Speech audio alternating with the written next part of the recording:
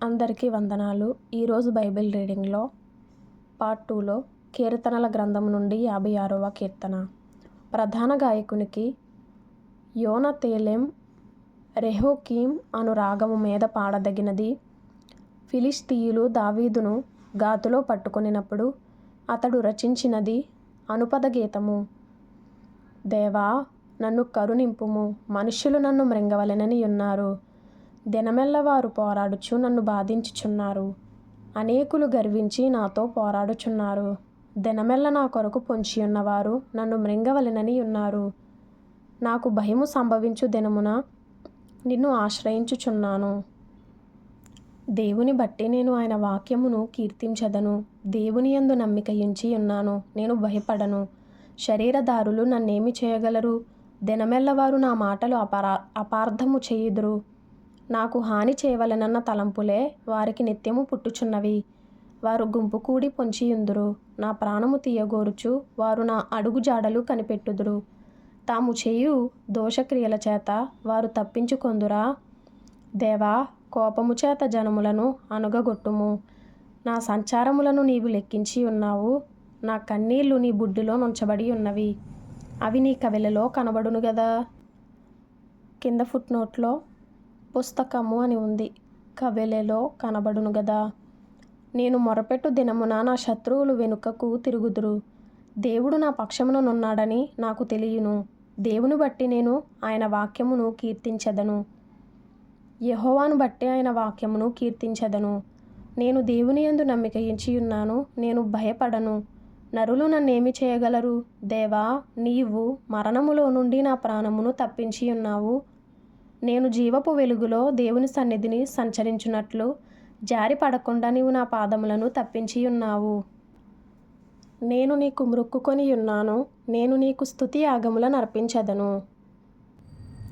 కీర్తనలు 56వ కీర్తన 9వ వచనంలో, నేను మొరపెట్టు దినమున నా శత్రువులు వెనుకకు తిరుగుదురు. దేవుడు నా పక్షముననున్నాడని నాకు తెలియను అనే మాట ఇంపార్టెంట్గా అనిపించింది. తరువాత లూకా సువార్త 12వ అధ్యాయము. అంతలో ఒకనినొకడు త్రొక్కుకొనున్నట్లు వేల కొలది జనులు కూడినప్పుడు ఆయన తన శిష్యులతో మొదట ఇట్లని చెప్పసాగెను. పరిసయ్యుల వేషధారణను పులిసిన పిండిని గూర్చి జాగ్రత్త పడుడి. మరుగైనదేదియు బయలుపరచబడకపోదు, రహస్యమైనదేదియు తెలియబడకపోదు. అందుచేత మీరు చీకటిలో మాటలాడుకొనున్నవి వెలుగులో వినబడును. మీరు గదులయందు చెవిలో చెప్పుకొనున్నది మిద్దెల మీద చాటింపబడును. నా స్నేహితులైన మీతో నేను చెప్పునదేమనగా, దేహమును చంపిన తరువాత మరేమియూ చేయనేరని వారికి భయపడకుడి. ఎవనికి మీరు భయపడవలెనో మీకు తెలియజేయుదును. చంపిన తరువాత నరకములో పడద్రోయ శక్తి గలవానికి భయపడుడి. ఆయనకే భయపడుడని మీతో చెప్పుచున్నాను. 5 పిచ్చుకలు 2 కాసులకు అమ్మబడును గదా. అయినను వాటిలో ఒకటైనను దేవుని ఎదుట మరువబడదు. మీ తల వెంట్రుకలన్నీ లెక్కింపబడి ఉన్నవి. భయపడకుడి. మీరు అనేకమైన పిచ్చుకల కంటే శ్రేష్ఠులు కారా? మరియు నేను మీతో చెప్పునదేమనగా, నన్ను మనుషుల ఎదుట ఒప్పుకొనువాడెవడో మనుష్య కుమారుడు దేవుని దూతల ఎదుట వానిని ఒప్పుకొనును. మనుషుల ఎదుట నన్ను ఎరుగనను వానిని నేనును ఎరుగనని దేవుని దూతల ఎదుట చెప్పుదును. మనుష్య కుమారుని మీద వ్యతిరేకముగా ఒక మాట పలుకువానికి పాప క్షమాపణ కలుగును గాని పరిశుద్ధాత్మను దూషించువానికి క్షమాపణ లేదు. వారు సమాజ మందిరముల పెద్దల యొద్దకును అధిపతుల యొద్దకును అధికారుల యొద్దకును మిమ్మును తీసుకొని పోవునప్పుడు మీరు ఎలాగూ ఏమి ఉత్తరం ఇచ్చదమా, ఏమి మాట్లాడుదుమా అని చింతింపకుడి. మీరేమి చెప్పవలసినదియు పరిశుద్ధాత్మ ఆ గడియలోనే మీకు నేర్పుననెను. ఆ జన సమూహములో ఒకడు బోధకుడా, పిత్రార్జితములో నాకు పాలు పంచి పెట్టవలెనని నా సహోదరునితో చెప్పుమని ఆయన అడుగగా, ఆయన, ఓయి, మీ మీద తీర్పరిగానైనను పంచిపెట్టువానిగానైనను నన్నెవడు నియమించెనని అతనితో చెప్పెను. మరియు ఆయన వారితో, మీరు ఏ విధమైన లోభమునకు ఎడమియ్యక జాగ్రత్త పడుడి. ఒకని కలిమి విస్తరించుట వాని జీవమునకు మూలము కాదనెను. మరియు ఆయన వారితో ఈ ఉపమానము చెప్పెను. ఒక ధనవంతుని భూమి సమృద్ధిగా పండెను.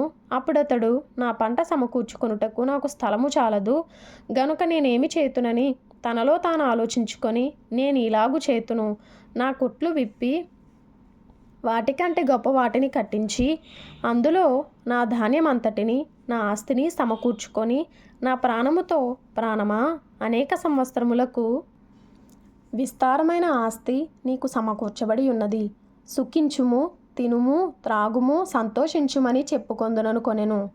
అయితే దేవుడు, వెర్రివాడా, ఈ రాత్రి నీ ప్రాణమును అడుగుచున్నారు. నీవు సిద్ధపరిచినవి ఎవనివగునని అతనితో చెప్పెను. దేవుని ఎడల ధనవంతుడు కాక తన కొరకే సమకూర్చుకొనువాడు అలాగుననే యుండునని చెప్పెను. అంతటా ఆయన తన శిష్యులతో ఇట్లనెను, ఈ హేతువు చేత మీరు ఏమి తిందుమో అని మీ ప్రాణమును గూర్చి అయినను, ఏమి ధరించుకొందుమో అని మీ దేహమును గూర్చి అయినను చింతింపకుడి. ఆహారము కంటే ప్రాణమును, వస్త్రము కంటే దేహమును గొప్పవి కావా? కాకుల సంతతి విచారించి చూడుడి. అవి విత్తవు, కోయవు, వాటికి గరిసె లేదు, కొట్టు లేదు, అయినను దేవుడు వాటిని పోషించుచున్నాడు. మీరు పక్షుల కంటే ఎంతో శ్రేష్ఠులు. మరియు మీలో ఎవడు చింతించుట వలన తన ఎత్తును మూరెడెక్కువ చేసుకొనగలడు? కాబట్టి అన్నిటికంటే తక్కువైనవి మీ చేత కాకపోతే తక్కిన వాటిని గూర్చి మీరు చింతింపనేలా? పువ్వులు ఎలాగూ ఎదుగుచున్నవో ఆలోచించుడి. అవి కష్టపడవు, వడుకవు, అయినను తన సమస్త వైభవముతో కూడిన సొలొమోను సైతము వీటిలో ఒకదాని వలనైనా అలంకరింపబడలేదని మీతో చెప్పుచున్నాను.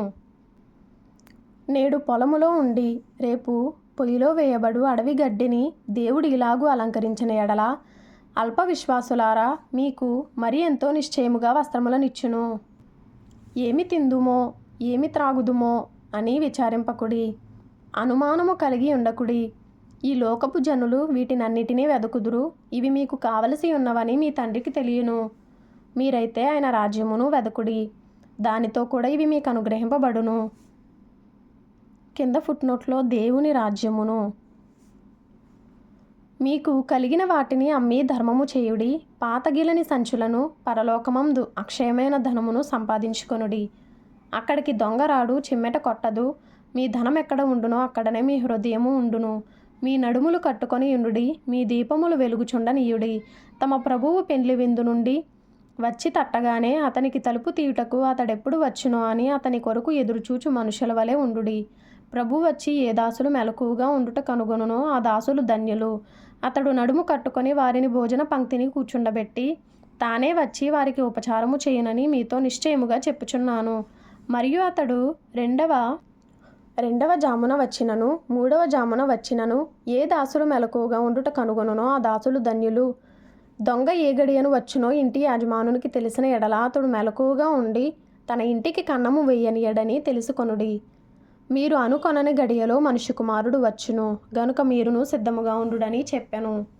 అప్పుడు పేతురు, ప్రభువా, ఈ ఉపమానము మాతోనే చెప్పుచున్నావా, అందరితోనూ చెప్పుచున్నావా అని ఆయనను అడుగగా, ప్రభువు ఇట్లనెను, తగిన కాలమున ప్రతివానికి ఆహారము పెట్టుటకు యాజమానుడు తన ఇంటి వారి మీద నియమించునట్టి నమ్మకమైన బుద్ధిగల గృహ నిర్వాహకుడెవడు? ఎవని ప్రభువు వచ్చి వాడు అలాగూ చేయుచుండుట కనుగొనునో ఆ దాసుడు ధన్యుడు. అతడు తనకు కలిగిన దాని అంతటి మీద వాని ఉంచునని మీతో నిజముగా చెప్పుచున్నాను. అయితే ఆ దాసుడు నా యాజమానుడు వచ్చుట ఆలస్యము చేయుచున్నాడని తన మనస్సులో అనుకొని దాసులను దాసీలను కొట్టి తిని త్రాగి మత్తుగా ఉండసాగితే, వాడు కనిపెట్టని దినములోను ఎరుగని గడియలోను ఆ దాసుని యాజమానుడు వచ్చి వాని నరికించి అపనమ్మకస్తులతో వానికి పాలు నియమించును. తన యాజమానుని చిత్తమెరిగియుండియు సిద్ధపడక అతని చిత్తము చొప్పున జరిగింపక ఉండు దాసునికి అనేకమైన దెబ్బలు తగులును. అయితే తెలియక దెబ్బలకు తగిన పనులు చేసిన వానికి కొద్ది దెబ్బలే తగులును. ఎవనికి ఎక్కువగా ఇయ్యబడెనో వాని యొద్ద ఎక్కువగా తీయజూతురు. మనుషులు ఎవనికి ఎక్కువగా అప్పగింతురో వాని యొద్ద ఎక్కువగా అడుగుదురు. నేను భూమి మీద అగ్ని వేయవచ్చి తిని ఇది వరకే రగులుకొని మండవలెనని ఎంతో కోరుచున్నాను. అయితే నేను పొందవలసిన బాప్తిస్మమున్నది, అది నెరవేరు వరకు నేనెంతో ఇబ్బంది పడుచున్నాను. నేను భూమి మీద సమాధానము కలుగజేయవచ్చి తినని మీరు తలంచుచున్నారా? కాదు, భేదమునే కలుగజేయవచ్చి తినని మీతో చెప్పుచున్నాను.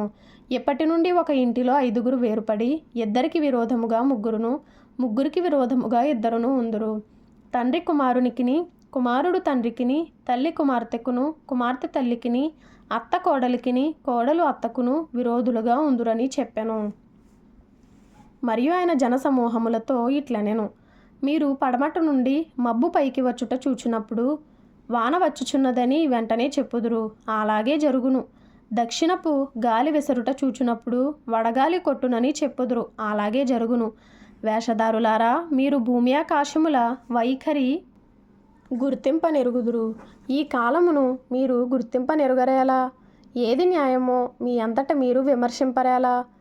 వాదించు వానితో కూడా అధికారి యొద్దకు నీవు వెళ్ళుచుండగా అతని చేతి నుండి తప్పించుకొనుటకు త్రోవలోనే ప్రయత్నము చేయుము, లేదా అతడొకవేళ నిన్ను న్యాయాధిపతి యొద్దకు ఈడ్చుకొని పోవును. న్యాయాధిపతి నిన్ను బండ్రౌతునకు అప్పగించును, బండ్రౌతు నిన్ను చెరసాలలో వేయును. నీవు కడపటి కాసు చెల్లించు వరకు వెలుపలికి రానే రావని నీతో చెప్పుచున్నానెను. లూకాసు వార్త 12వ అధ్యాయము 2వ వచనములో, మరుగైనదేదియు బయలుపరచబడకపోదు, రహస్యమైనదేదియు తెలియబడకపోదు. అలాగే లూకాసు వార్త 12వ అధ్యాయం 31వ వచనంలో, మీరైతే ఆయన రాజ్యమును వెతకుడి, దానితో కూడా ఇవి మీకు అనుగ్రహింపబడును. లూకాసు వార్త 12వ అధ్యాయం 37వ వచనంలో, ప్రభు వచ్చి ఏ దాసులు మెలకువగా ఉండుట కనుగొనునో ఆ దాసులు ధన్యులు. అలాగే లూకాసు వార్త 12వ అధ్యాయము 15వ వచనంలో, మీరు ఏ విధమైన లోభమునకు ఎడమియ్యక జాగ్రత్త పడుడి, ఒకని కలిమి విస్తరించుట వాని జీవమునకు మూలము కాదనెను. అలాగే లూకాసు వార్త 12వ అధ్యాయము 47వ వచనంలో, తన యాజమానుని చిత్తం ఎరిగియుండియు సిద్ధపడక అతని చిత్తము చొప్పున జరిగింపక ఉండు దాసునికి అనేకమైన దెబ్బలు తగులును. ఇంపార్టెంట్ అయిన విషయాలు ఈ విధంగా రాసుకోవడం జరిగింది. 1 సంవత్సరం లోపు బైబిల్ కంప్లీట్ చేయాలి అనే ఆలోచనతో ఉన్నవారు ఫాలో చేయండి, లైక్ చేయండి. అలాంటి ఆసక్తి కలిగిన వారికి షేర్ చేయండి. ప్రభు మీకు తోడైండును గాక.